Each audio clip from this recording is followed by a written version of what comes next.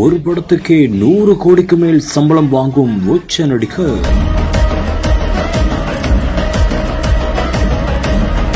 ஹெலிகாப்டரில் பறந்து வர காத்திருந்த ட்விஸ்ட்.